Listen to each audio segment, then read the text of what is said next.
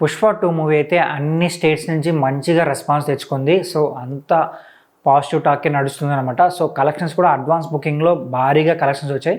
140 crores advance booking నుంచే వచ్చిందంట. So ఇంకా ఈరోజు మరి ఇంకెంత కలెక్షన్స్ వచ్చి ఉంటాయి, ఈరోజు బుకింగ్స్లో ఎంత కలెక్షన్స్ వచ్చాయి అనే విషయం గురించి మనం సాయంత్రం డిస్కస్ చేద్దాం. అలాగే ఒకవేళ మూవీ టీం నుంచి కూడా అఫీషియల్గా పోస్టర్ రిలీజ్ చేస్తారు. సో ఫస్ట్ డే ఎన్ని కోట్లు కలెక్షన్స్ వచ్చాయని చెప్పి వాళ్ళు చెప్తారనమాట.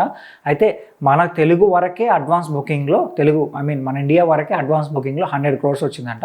అలాగే ఓవర్సీస్ అంతా కలుపుకొని 140 crores అయింది. సో ఇది ఒక రికార్డుగానే చెప్పాలి. ఎందుకంటే మూవీ రిలీజ్ కాకముందే ఓన్లీ అడ్వాన్స్ బుకింగ్స్తోనే 140 crores అంటే అది మామూలు విషయం కాదు. సో మన అల్లు అర్జున్ గారు ఈ మూవీ పుష్ప 2 మూవీతో నట విశ్వరూపం చూపించారని చెప్పాలి. అలాగే మూవీ కూడా అలానే ఉందంట. అయితే ఈ మూవీలో ఖచ్చితంగా చాలామంది ఏంటంటే ఒక పర్టికులర్ సీన్ గురించి ఎక్కువ డిస్కస్ చేస్తున్నారనమాట. అదే జాతర సీను. సో ఆల్రెడీ మనం చెప్పాం, ఈ జాతర సీన్లో అల్లు అర్జున్ గారు నట విశ్వరూపం చూపిస్తారని చెప్పి మనం ఆల్రెడీ డిస్కస్ చేసాం అనమాట. ఈ జాతర సీన్ కోసం ఆయన ఎంత కష్టపడ్డారో కూడా మనం డిస్కస్ చేసాం. ఈ ఒక్క సీనే 35 days వరకు షూట్ జరిగిందంట.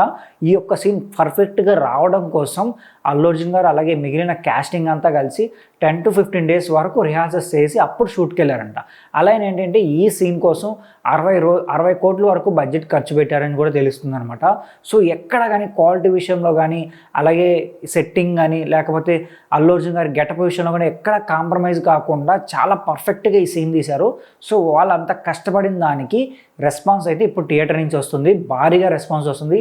ఈ థియేటర్ దగ్గర ఫ్యాన్స్ అయితే మామూలుగా ఎంజాయ్ చేయట్లేదు. ఫ్యాన్సే కాదు, ప్రతి ఒక్క సినిమా అభిమాని ఈ సీన్ దగ్గర ఫుల్గా ఎంజాయ్ చేస్తున్నారు.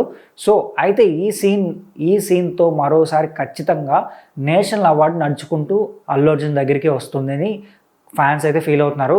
ఆల్రెడీ ఇప్పుడు సోషల్ మీడియాలో అదే నడుస్తుంది అనమాట. ఈ సినిమాకి ఖచ్చితంగా అల్లు అర్జున్ గారికి నేషనల్ అవార్డు ఇవ్వాలి.